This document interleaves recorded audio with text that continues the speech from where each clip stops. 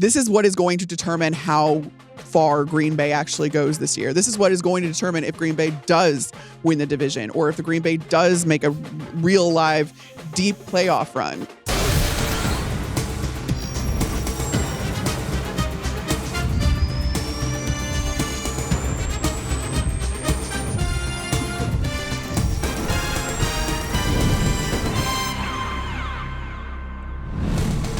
Welcome in to the NFL on Fox podcast. I am your host, Dave Helman, and one more time, we are in your ear for the preseason. On the other side of this weekend, when we come back, it'll be time to really get locked in, really get straightened out for the start of the 2024 regular season. One more round of exhibition games on deck this weekend before roster cuts, before we finalize everything, before we really lock in.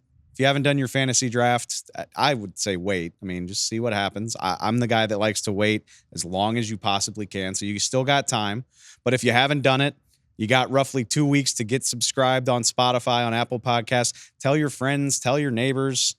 Let somebody know that we are getting ready for year 2 of the NFL on Fox Pod, the regular season on deck. But first, we're going to walk you through one more week into the preseason, as has been the case so far this August. I'm going to do it with the help of a good friend, Fox Sports' own Carmen Vitali, back to walk us through, to preview.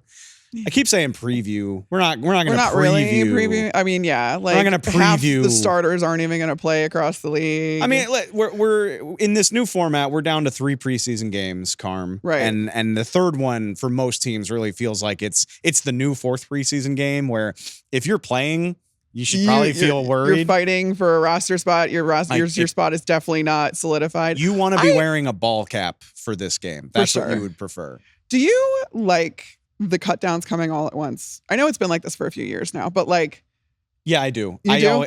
I always thought that was dumb because, first of all, just arbitrarily cutting to 75. So you're making it harder on the coaches to do the rotations for a game. Like, oh my God, we now have half as many guys to choose from to help us get through this game. And on top of that, you just screwed it up for the guys that got cut because you're getting cut the week of the final preseason game. So are you going to have time to get into another camp and learn the scheme well enough to play in their game? So you have no opportunity whatsoever to showcase yourself. Whereas, yeah, now you get the full amount of time. They do them all at once, but that's another opportunity for you to go, and if you can't get a job on your current team, at least show a potential new team like, hey, I played pretty well in the 4th quarter of this preseason game. So I like it a lot, honestly. Okay. Yeah. Logistically, keeping an inflated roster for this long, I know is tough on NFL facilities and stuff like that. Yeah, but it's more laundry you got to do. It's more meals you got to prepare and hotel travel parties, fees. Especially. Like, it's just funny. I don't think there's a right answer. I was just wondering. I think it's the right thing to do for the down the roster guys. Yeah. Some breaking news before we get into the meat of the show, I guess, the meat of what we're going to talk about. Literally, as we were prepping to record, we talked about it earlier in the week. It looked obvious. It's official now. The Denver Broncos have named Bo Nix their week 1 starting QB, the first opening day rookie starting quarterback in Denver since John Elway. No pressure. I was going to say. No pressure, Bo Nix.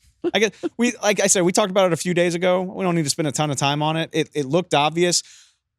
I'm not ready to crown Bo Nix, but he showed me more than enough in these 2 preseason outings that if that's where he is right now, then why wouldn't you just roll with the upside, roll with the rookie, get every snap possible out of this guy so you can get him developing as quickly as you can? Yeah, clearly Sean Payton has bought into Bo Nix. That's the reason they drafted him and let go of Russell Wilson at great expense to the franchise.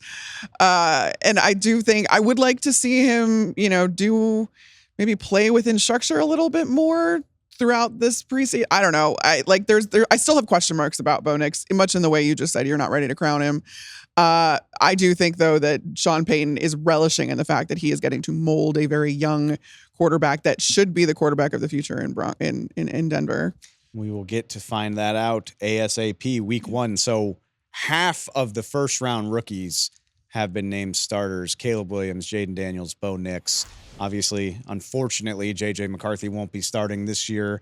I don't think he was going to start anyway the season. So that's a different start the season. That's a different. If we'll never know, but if JJ had played the next 2 games like he played the first game, I don't think you can rule it out. I still think that it was always Minnesota's intention to give him a very long leash. They paid Sam Darnold $10 million. You're going to use him at least in the beginning of the season to acclimate JJ McCarthy to the league, but that's neither here nor there anymore. It's irrelevant. Yeah. You can't do it. Michael Penix, you would assume, won't be starting unless something goes horribly wrong in Atlanta.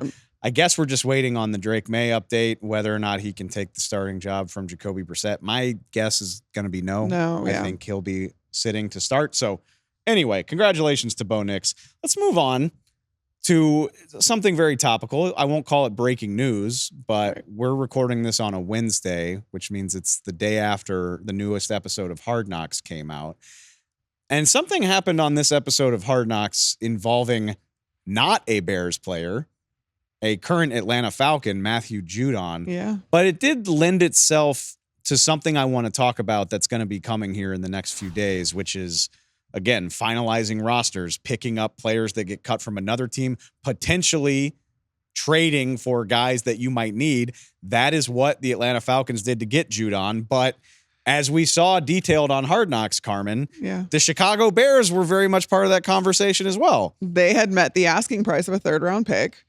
And there was a scene there where general manager Ryan Poles is talking to his assistant general manager, Ian Cunningham, about kind of the pros and cons of trading for a guy like Matthew Judon, who's coming off an injury. He's going to be, 30 years, or no, he's already 30. He's a little bit aging of a player. And there was an interesting part where Ian Cunningham brought up, okay, well, a 3rd-round pick isn't nothing. Like, we let go of a 4th-round pick for 4 years of Austin Booker, who, if you'll remember, the Bears traded back into the draft this year after all their picks had been spent to get Austin Booker in the 5th round. And the way that they kind of approached, where Ryan Poles said he has these certain parameters, and how much does he want to really bend those parameters, because this is how he's built the team. This is how he's built the roster over the last 3 years.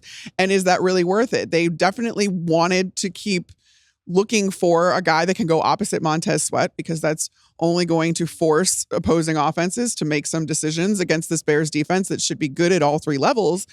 And Matthew Judon would have been an excellent piece, but like he's an aging player. He's going to be expensive. You're going to have to get a new deal done with him. Like, is that something you want to do for a guy that hasn't played in your system yet? I thought it was very insightful for what had been up to this point, not a very revealing season of Hard Knocks. I think the first 2 episodes weren't very telling, and we didn't really see a lot. It was wonderful montages of Chicago and the wonderful city that it is, but it didn't really give us any indication as to what the Bears' thought process was to certain things. So I really appreciated that they showed this. Yeah, a lot of musical numbers on Hard Knocks. A lot of music. I mean, Chicago has a wonderful music scene, the home of the blues, the birthplace of the blues. That's not why I'm watching Hard Knocks. I know. And like I said, I think that has been the criticism of the season so far. But this last episode, for more than one reason, more than just this reason, was a lot more revealing. It made me think about what is happening in NFL buildings all over the place around this time of year, which is those sorts of conversations. And it's not always going to be a high profile player like Matthew Judon, a double-digit sack guy coming off of an injury. But if the Bears are having that conversation, right, it's worth thinking about other teams having conversations like that. And so I wanted to highlight that. I don't really think it's that productive to go down a long list of names and try to guess who might get traded or who might be a draft or a cut down day cut that moves to another team. But it is going to happen. Yeah. And the Bears are front of my mind, because if they were that interested in Matthew Judon, obviously they didn't do it.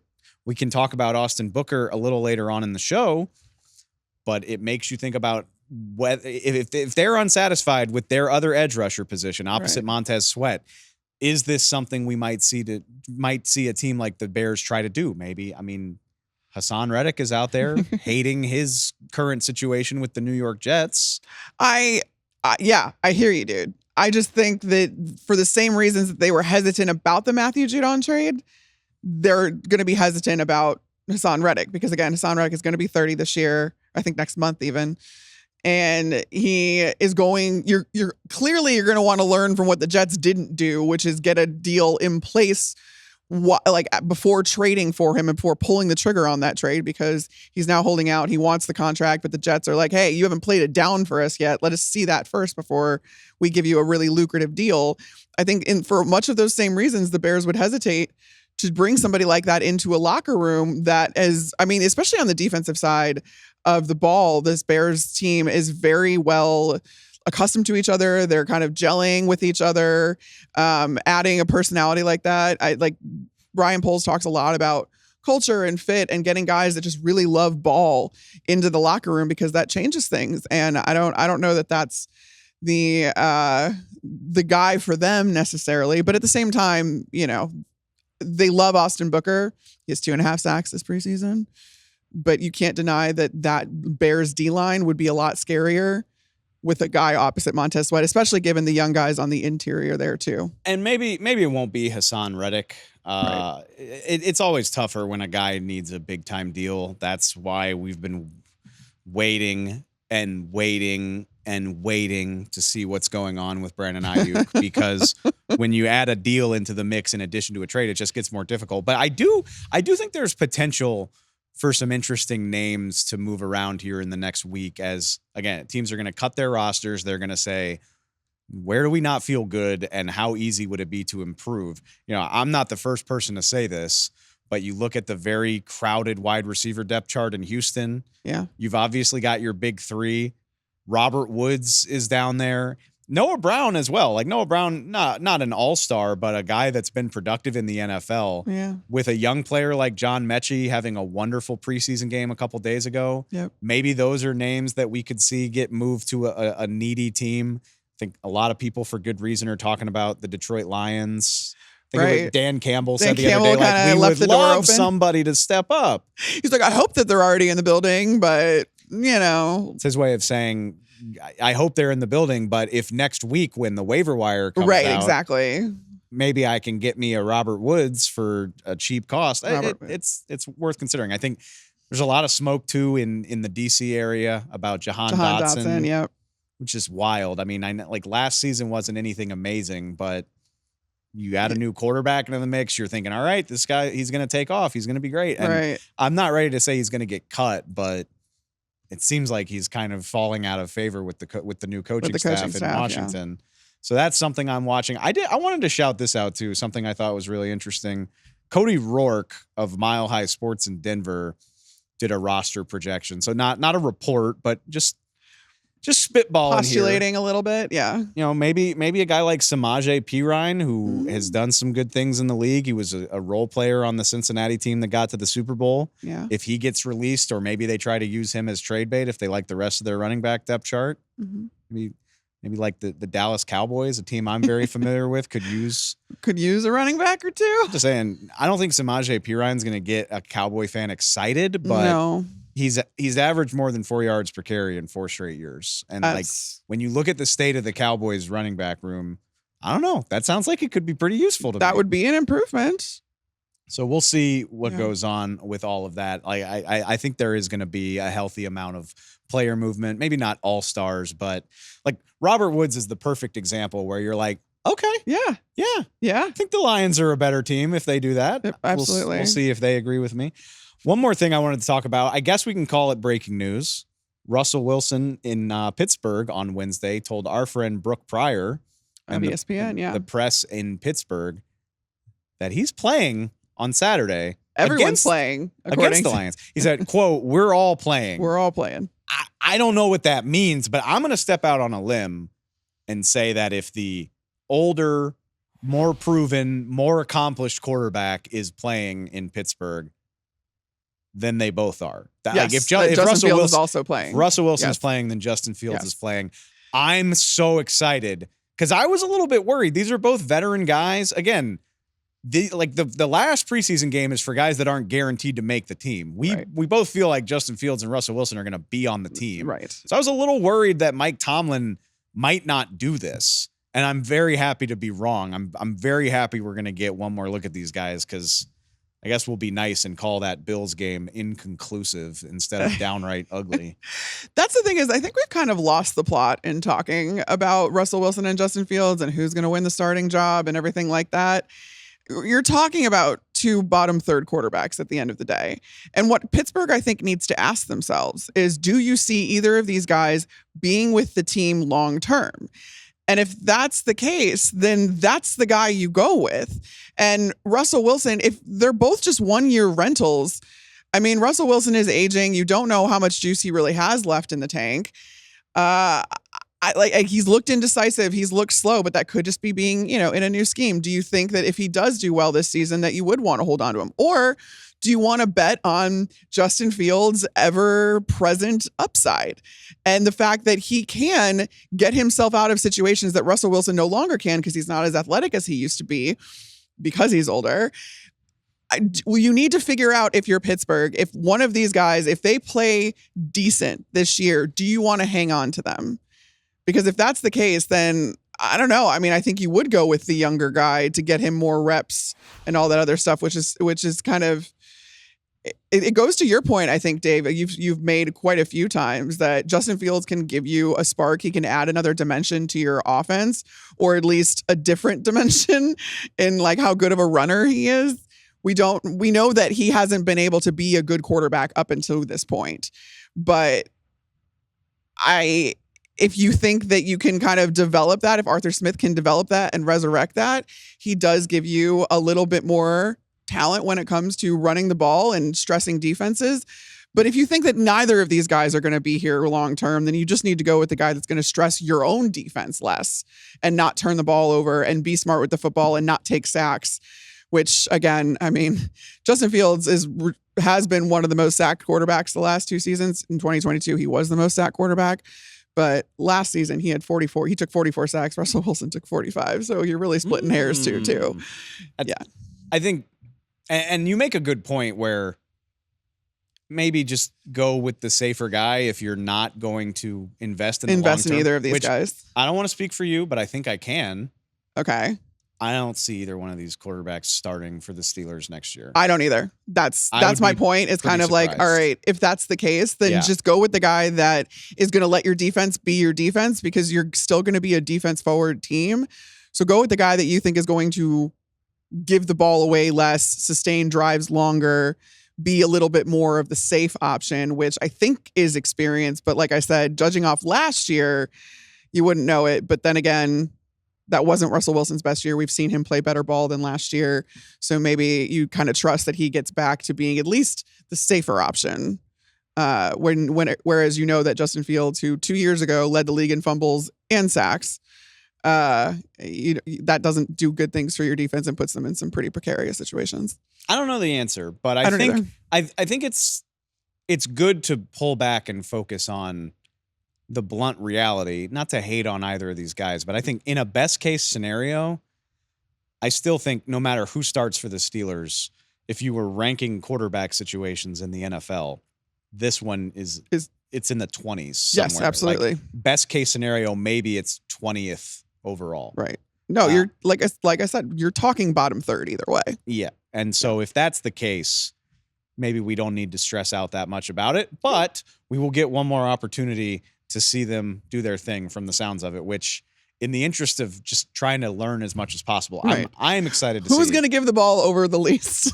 In the 3 preseason. I feel like such a sick man because I'm legitimately excited to find out when the Steelers play the Lions on Saturday. We'll see how that goes. Couple updates pertaining to much better quarterbacks who have very quietly been injured. I mean, Justin Herbert, it made the news that he was dealing with plantar fascia, but from the sounds of it, he's back at practice. He's back at practice. And Jim Harbaugh says he's expected to be ready for week 1. So that's what youth will do for you. Yeah. And also just football players being psychos who can play through pain. I would guess that that's still going to bother him, but it's very encouraging if he really is going to be on track for plantar fasciitis or plantar fascia is one of those things where you can play through it without further injuring yourself most of the time. It's just going to hurt like hell.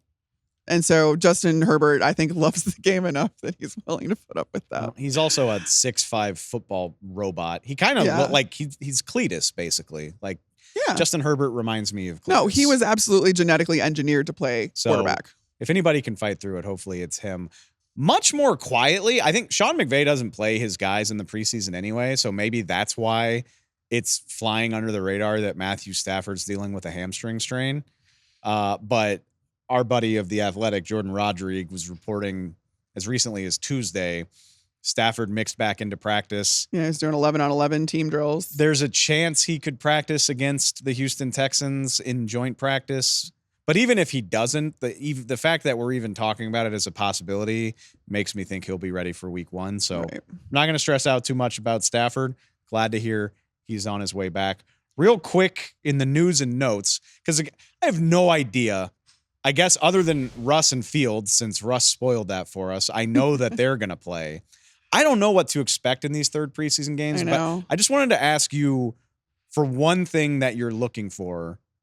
And since we kind of already hit on it, but maybe a young pass rusher in Chicago has something to prove this weekend. Yeah, it's definitely, I'm going to be watching Austin Booker because he has been such a bright spot for a defense that, again, has a lot of experience on it, honestly, has had a lot of continuity in their third year under Matt Eberflus and in his system. And the Bears were so excited to get Austin Booker. They tried multiple times. You saw it on Hard Knocks where they showed the draft, the war room, and Poles was on the phone like, hey, would you take a 4th round pick? Hey, would you take a 4th round pick for this pick? So they could take Austin Booker, and they finally got the deal done. And they're really excited about it. And honestly, he's been everything that you want him to be, especially getting him in the 5th round. I mean, talk about a prototype for a defensive end. I mean, that's Austin Booker. He has the length, he has the size, he has the strength. He's got really good bend too, and he's been effective in practice. I mean, obviously they can't actually hit their own quarterback, but even in the joint practice that I got to see against the Bengals, he was a difference maker, and he's been a difference maker in the preseason games. Like I said, he's got the 3rd most sacks of anybody in the preseason at 2.5. So I'm excited to see another outing of him and to see if he can really solidify himself as the bookend next to or on the opposite side of Montez Sweat. I don't know if I'm going to see Bryce Young as of Wednesday. It's weird, right? I think it's very strange. It's weird. So as of Wednesday, the Carolina Panthers head coach Dave Canales has not revealed whether or not they'll play their starters in the preseason finale. The fact that it's a question, or the and he fact hasn't played up until this point. If we had seen Bryce Young already, I wouldn't give a damn about whether or not he plays in this game. Right. But the Panthers have had Bryce Young on the shelf all preseason. It's strange. And I think I read the Buffalo Bills aren't planning on playing starters. So this would even be like a favorable environment for Bryce Young to get some run. I'm not trying to hate on the guy. I'm very invested in Bryce Young having a bounce back year because I thought he was going to be great. Yeah. But I want to see if I'm right or if I'm wrong. I don't understand how a guy with so much to prove for a team that had such a bad season. And I'm not trying to say like we're punishing you. You must play in the preseason, but like, don't you want to see a young quarterback get some reps and get his feet wet and again, see it's what not it all as if looks Bryce like? Young is this vested vet that you know what you're getting, and he's been in the same system for he's in a new system under Dave Canales. He did not play well last year in his rookie season, and he's got some new weapons and stuff around him that you would think you would want to get used to and get some reps against and in live and as close to live reps as you can get when you're in the preseason. I am utterly baffled by the fact that they have not played him.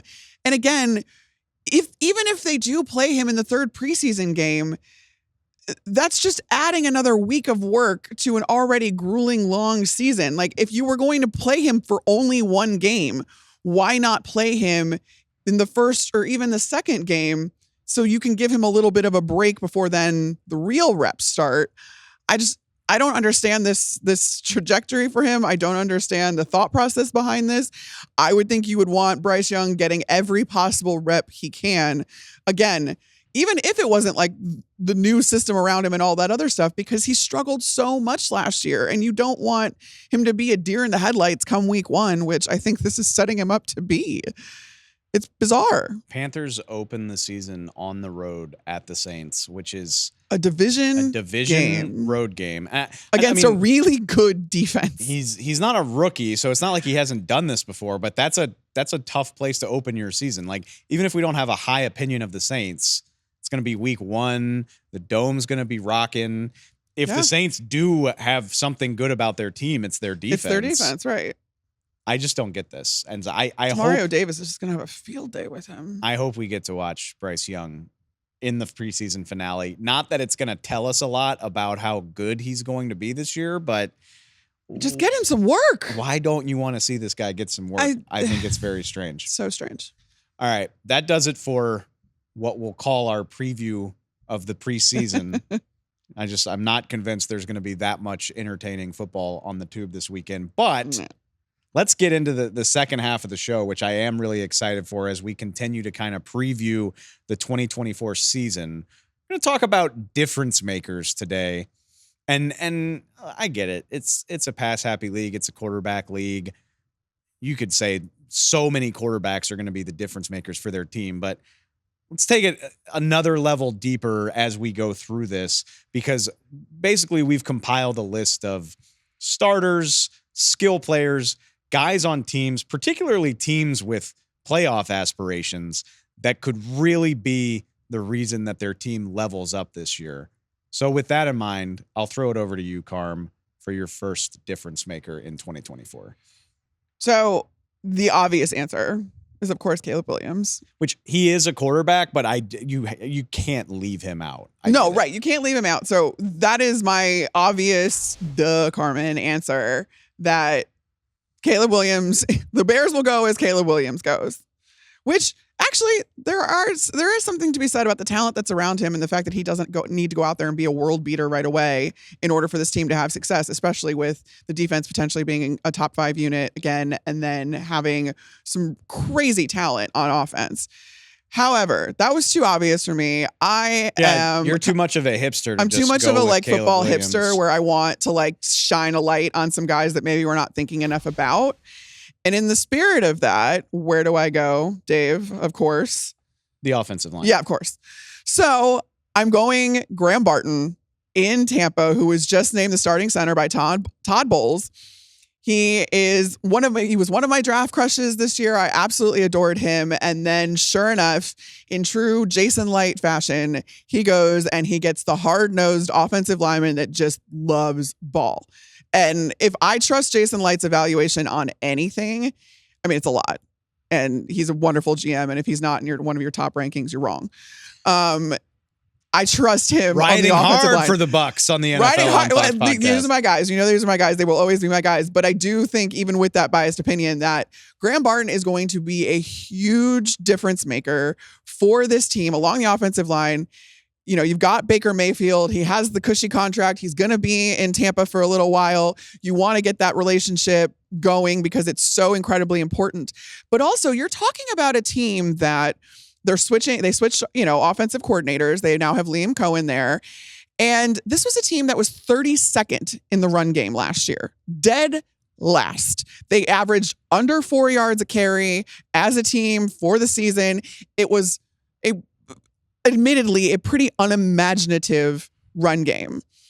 And now I think that's going to change under Liam Cohen. I see them doing different things with the backs themselves, but what is going to predicate if the backs can do what they want them to do? It's going to be the offensive line. And I think that starts all along it. But Graham Barton is a great run blocker. That's something that he was good at in college. And he's such a versatile piece that the Bucks were so incredibly excited to get, and it's for good reason. So I think that he is going to make a difference not only in pass protection and being that guy for Baker Mayfield and having that relationship with him, but also in the run game, which should be more creative. And this Buccaneers offense should be so much more well-rounded this year. And I'm so excited for that because I feel like everybody is writing these guys off, and they have won the division for 3 straight years now? Running.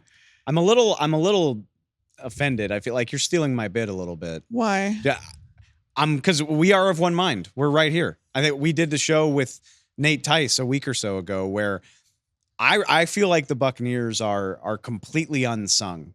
Yes. Like I always think that's my bias coming in, but at the same time, I hear people talk about them and dismiss the Buccaneers as if I get that it's been a bad division and they haven't had crazy good records, but they've still come out on top and they weathered the storm after losing Tom Brady. And there needs to be more shine on that. I just legitimately think they're better than they were last year. And Graham Barton is a huge part of that. I mean, Rachaad White had a really nice season in year 2 last year, and that was without the benefit of a better run scheme and without a better offensive line. If Graham Barton lives up to the hype, and there's considerable hype on him. He's been good. Yes. If Graham Barton lives up to the hype, I think it's going to be a huge part of why the Buccaneers are better. So I'm offended because I'm right there with you. I think it makes perfect sense. Yes. I'm going to take it in a weird place because as if the Kansas City Chiefs need help. Oh, I don't know if this was the weird that the back-to-back defending champions. Do you need a difference maker when you have Patrick Mahomes? No, yeah, that's true. When you have Chris Jones. But this is your football hipster coming out. Guys, the league's in trouble because we let a crappy version of the Chiefs win the Super Bowl. I mean, obviously they weren't crappy, but we watched that offense last year. It was a struggle. It was. They've been good enough to go back to back, but let's be very real. We wouldn't describe the Chiefs offense as fun since Tyreek Hill got traded away. Right. Well, I do think it's going to be fun this year. And that's why I'm going with Hollywood Brown as one of my biggest difference makers. I know he's hurt. I know he hurt his collarbone. Andy Reid said recently he's the only guy on the Chiefs roster whose availability is in doubt for week 1. So maybe we'll have to put this on the back burner. I also know that Xavier Worthy is the new flashy toy, and he had a great day in the preseason game against the Detroit Lions. But with all of that said, I just feel like everybody has just pushed Hollywood Brown off to the side. And I'm not trying to tell you he's the best receiver in the NFL, but he's been productive his entire career. Mm-hmm. He's got that field stretching, deep speed, and he's also done this at a high level. Hollywood Brown, pretty productive for some bad Arizona teams for the most part, also had a 91 catch, 1,000-yard season in Baltimore, his final year in Baltimore before he got traded. Mm-hmm.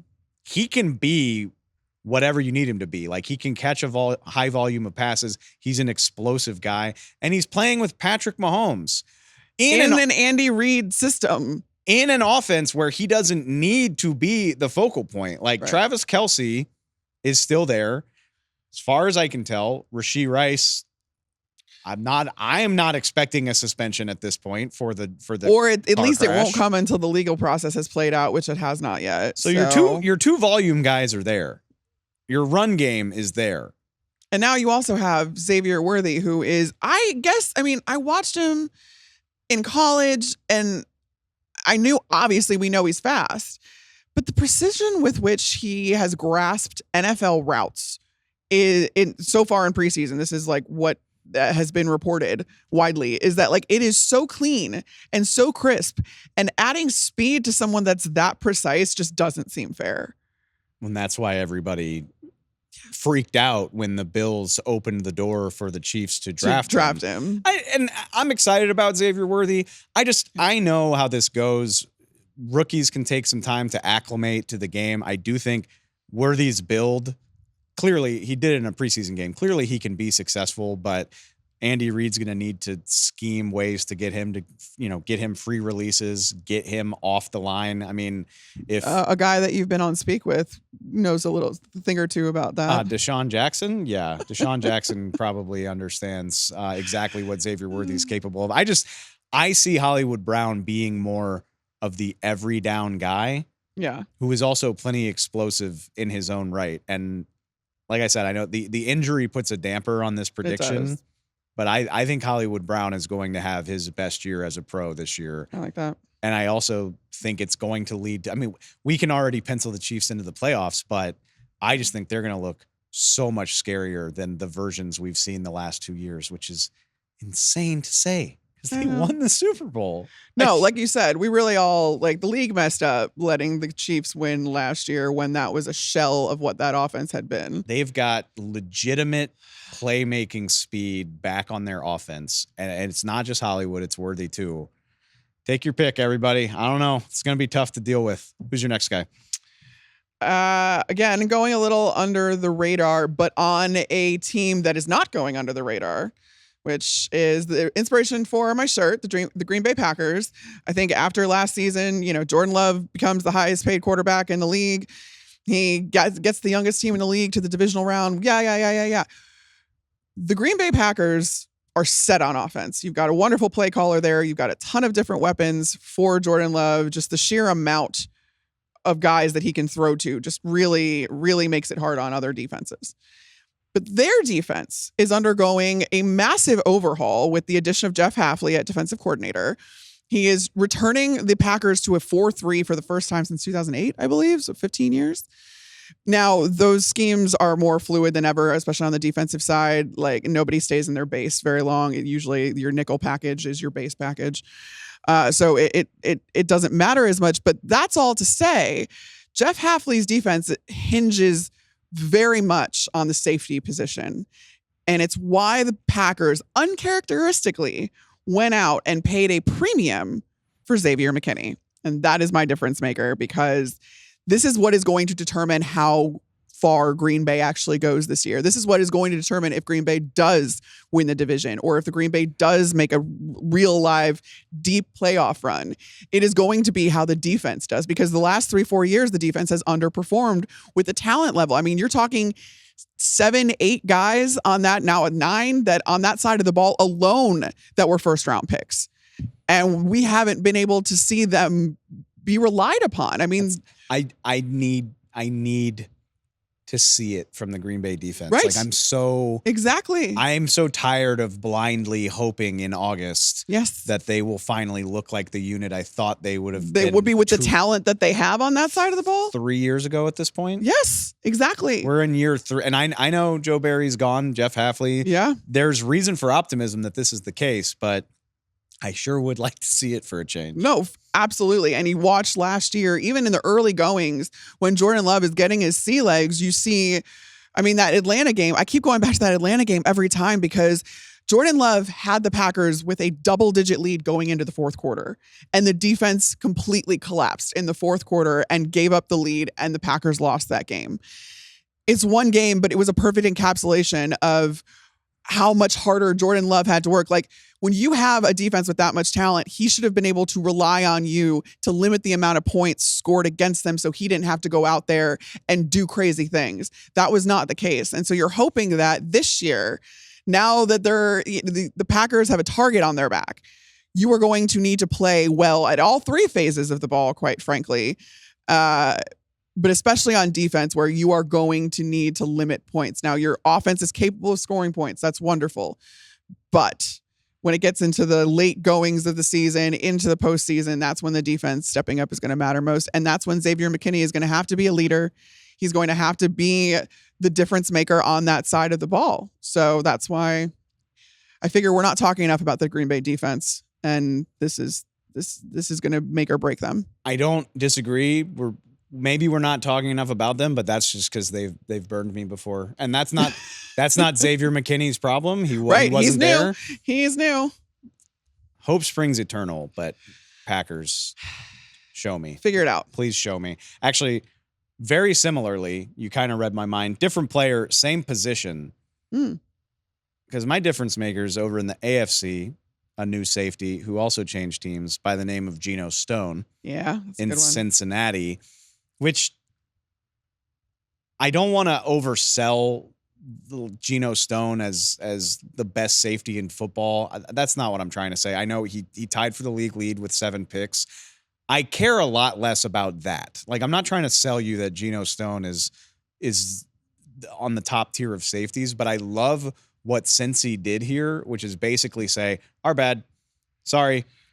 because last year they tried to move on from two really good safeties and it blew up in their face. Sure did. Jesse Bates went to Atlanta. I get that. I mean, it's I get hard. it, but he's incredible. Off last year. He's incredible. He was one of the best safeties in football in Cincinnati. He went to Atlanta and proved that was the case. Good for him. I don't blame Cincy for that just because it's hard to pay everybody when you've got to pay Joe and Jamar and when maybe you got T on the tag. I get it. But you also let Von Bell go to Carolina. And the funny part about that, they immediately were like, Von, please come back. Von. And that's part of this too. We messed up. It's not just I didn't know what I had. It's not just Geno Stone. It's Von Bell as well coming back.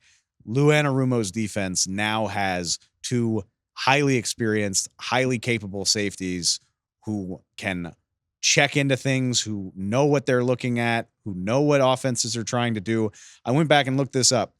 Dax Hill was their first round pick. And that was their gamble, was that Dax Hill was going to step up and be their next Jesse Bates. Well, Dax Hill's playing cornerback now, just to give you an idea of how that went.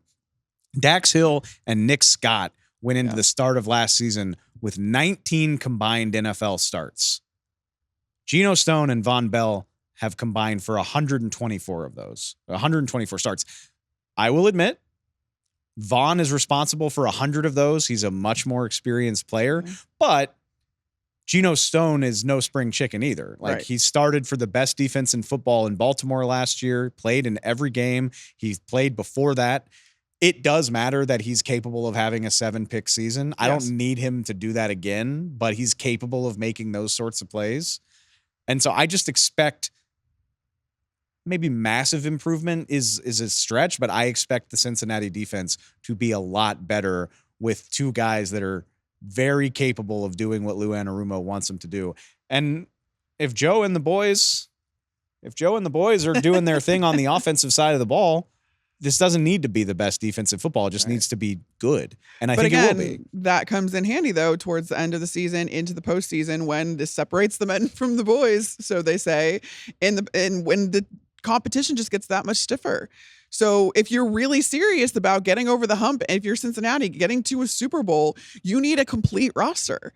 And this is going to help give you that. So I love that way of thinking, clearly, because we both thought the same thing for two different teams. I already felt this way, but I read on social media while I was prepping for this show, the Bengals were joint practicing against the Colts, and Geno Stone was like mocking Anthony Richardson throughout the practice about why aren't you throwing to your spots? Why aren't you leading your receivers? Does he even know what he's looking at? Right. Which, not trying to throw shade at Anthony Richardson, but I love a shit talking safety. Absolutely. I absolutely love it. So you bring that attitude to a defense that already has some talent on it.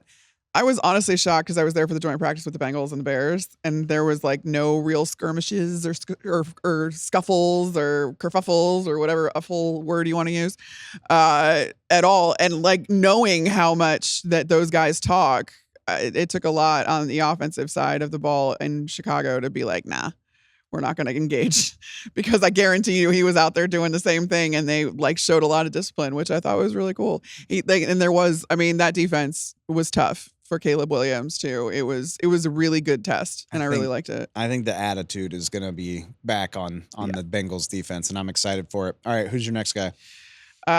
So I cheated a little bit. This is not one but two guys, because it could be not one but two guys that play this position, and I think the tired answer to difference maker in New York for the Jets or Jersey is obviously Aaron Rodgers, right? Of course. The wired answer is Tyron Smith and or Fashanu.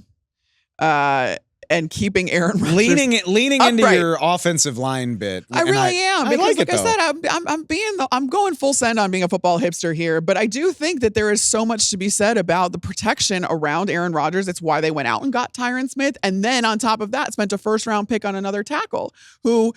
Fashanu, again, we've seen him at Jets camp go on the left and the right side, playing that swing tackle role.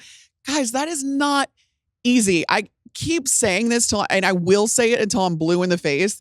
Guys like Tristan Wirfs who can just switch are not the norm. That is just absolutely outrageous. It takes an incredible amount of skill. If you really think about it, I've had offensive linemen compare it to, your dominant hand when you're writing. Like, think about your dominant hand and then go try and write with your other hand. Like, that is what switching sides is like for these guys, because their muscle memory then starts to work against them. And it's an incredibly hard thing to do, but that's why you go out and you get an Olu Fashanu, who is just an incredibly athletic guy. I loved him coming out. And you also know that Tyron Smith has not played a full season since what, 2013? 2015. 2015. Okay. I mean, a couple decade. years off. Yes, a decade. Oh. So you know that that's the case, and you know that he is still a great left tackle, all pro left tackle, but you're going to need to have a contingency plan, and a damn good one at that. So I think that these two are going to just be instrumental in making sure that this line is protecting Aaron Rodgers, because he cannot afford to get hit. He cannot afford to get hurt. We don't know what he's going to come back as necessarily from an Achilles injury. I don't know why between Kirk Cousins and Aaron Rodgers, why we're not talking enough. Like, we're just saying Achilles is like a routine injury, not like one of the worst injuries to have to come back from as a football player. Yep. We don't know if these guys are going to be the same because of it. And I appreciate the Jets making sure that they're making a real cushy little pocket for Aaron Rodgers, and like knowing that he's not going to be as mobile as he perhaps once was. So that is I think that these guys are the real impact players in New York, because they're going to keep the one that makes the team go safe. They're protectors. I think the Jets have done a lot of dumb stuff since they started down this road. For sure. With Aaron Rodgers. Absolutely. So many things. Countless. In fact. On this retreat with Aaron Rodgers. I see what you did there. But a really smart thing they've done, yeah, I appreciate that. A really smart thing they've done is like when they doubled down on offensive tackle. Because Tyron is the one with the long injury history. Morgan Moses missed 3 games for the Ravens last year too. He's their right tackle. Olu Fashanu is going to play games this year. Yes. Like he'll start games if I had to guess. I don't know which side of the line. Probably the left, given Tyron's history. But he'll start games. And so to double down on that and to say, yeah, Brock Bowers would be a hell of a lot of fun, but let's just make sure. Trenches, baby. Let's make sure Aaron is safe. Let's make sure that our line is awesome. Could do wonders for Breece Hall and the run game as well. Braylon Allen looks really exciting for the New York Jets. Yes. So I'm with you. Two healthy, highly functional tackles could go such a long way for the Jets. I mean, Tyron, even at his age, even with his injury history, still played at an all-pro level last year. Right. And if Olu keeps rolling this way, he could be there before too long too. So I think there's such a misconception is like, okay, he's a swing tackle. Why would you spend a first-round pick on that? And it's like exactly because of this reason. He's a swing tackle for a month, and then he's your starter. Then he's your starter. Or in a... Also, you're not getting a guy that can easily switch that well outside of the first round. Exactly. It's too difficult. You know a guy is a freak when he can do it effortlessly, and that's why your Wirfs of the world. Tyron Smith actually started his career at right tackle too. These guys are drafted in the top 20 because they are athletically gifted enough to do it effortlessly, or at least make it look effortless, even though I was going to say, make it look effortless. Tristan, like, don't let his effortlessness looking fool you. That was really hard for him. And if it's really hard for an athletic freak like that. A quote, worst case scenario for the Jets, like if Olu is just your swing tackle, that means your moves for Tyron and Morgan Moses were A+++++. Right. And then whatever, if Olu Fashanu doesn't get to start until year 2, I think it'll be okay. I think that's what the Jets are praying for, because that means that this season went 100% according to plan. All right, I'm going to wrap this up. I'm going to cheat a little bit too. Great. 2 guys. You ain't cheating, you ain't trying. The Atlanta Falcons, I know we gave the Bucs a lot of love at the top of this. I'm so conflicted about the NFC South because I believe in the Tampa Bay Buccaneers. But the Atlanta Falcons overnight basically changed the way I feel about them because it's easy to get wrapped up in the skill players and Kirk Cousins. We'll see how he comes off the Achilles, but you look at it and you're like, okay, but you drafted a backup quarterback in the first round. Like, you needed to help the defense. What did you do to help the defense? That was such a criticism of the Penix pick. It was like, why didn't you go take Dallas Turner? It was insane. And maybe Michael Penix will become something, but you weren't helping this year's team. Yes, exactly. Well, in the span of like 48 hours, they sure did do that, because not only did they trade for Matthew Judon, but then they went and gave a 1-year deal to Justin Simmons as well. So Matthew Judon is coming off of the injury. But this, I mean, he had 4 sacks in 4 games last year, and he had 18 sacks in the 2 years before that. So Matthew Judon, a guy with 20-plus sacks in the last 3 years, and one of those was injury shortened. And Justin Simmons, I don't know that I think he's still one of the best safeties in the NFL. He's 4-time second-team All-Pro, tremendously accomplished. Even if he has lost a step from 2 or 3 seasons ago, still one of the better safeties in this league. Justin Simmons, definitely a top 10 safety. Mm-hmm. You pair him with arguably, and I did say arguably, don't come for me, Ravens fans. I love Kyle Hamilton. Or Bucs fans, I love Antoine Winfield too. Jesse Bates is on that short list of the best safeties in the NFL. Don't forget, I know his play has dipped a little bit, but AJ Terrell is still a cornerback that you would be happy to have on your team. So the Atlanta secondary suddenly looks very fun, a wonderful safety pairing with a high caliber corner, and you've got Matthew Judon at least giving you something in the pass rush. Like, is this going to be the best defense in the NFL? Absolutely not. But much like the Bengals, does it need to be if Kirk Cousins is healthy and doing his thing and all of these skill players are touching the ball? I wasn't sold that Atlanta was a division champion caliber team prior to a week ago. And now I think my direct quote actually, Carm, was I said I thought the Bucs were head and shoulders better than the Falcons a week ago. Yeah. I don't think it's head and shoulders anymore. I think it's a dead heat. It definitely makes you think like, all right, this may not be one of like the better divisions, but it's certainly going to be interesting. I mean, it was interesting in its own right last year because it was a rock fight to the finish line. I think we're going to see that again. I think the teams are better though. Like, Yes. I think the Falcons and I think they're both better. Like, yes. Like last year, it was gross. Remember, like the Panthers Bucks game where they won like 6-0, and Desmond Ridder fumbled away a couple of games. It was gross. I think this might actually be competitive in the fun way. Yeah, I agree.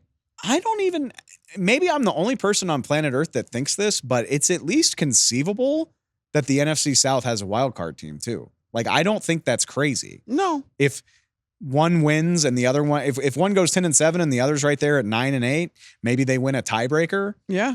That feels plausible to me. No, I mean, if you think that the win records and win totals are going to go up in this division because the teams are better, then yeah, I mean, you're opening the door for one of these teams to win 11 games even and win the division, but then the next team being at 9 or 10 wins. Yeah, I thought the Bucs had improved with their draft, and now I think, thanks to some savvy veterans hanging out until the end of training camp, I think the Falcons are a significantly better team than they were a week ago. I agree. It's going to be very interesting. Where else can you get glowing analysis of the NFC South other than this podcast? Everybody else is writing you off, NFC South, but I'm excited. We love you to see some NFC South football. That does it for the show. Biggest difference makers. We'll see how that ages. We'll see what comes out of the third weekend of the preseason. Next time you hear me in your ear, we'll be talking roster cuts and getting ready for the regular season. I can't wait. One more time, if you're not, please go subscribe. Maybe give us a good review if you feel it in the kindness of your heart. You can follow us on all the social channels at NFL on Fox Pod. Find us whichever app you prefer. We're there. We're making content. We are ready to go for the 2024 season, and it will be right around the corner just as soon as we get done with this weekend. Enjoy the football. Get ready. I will talk to you all real soon. I appreciate it.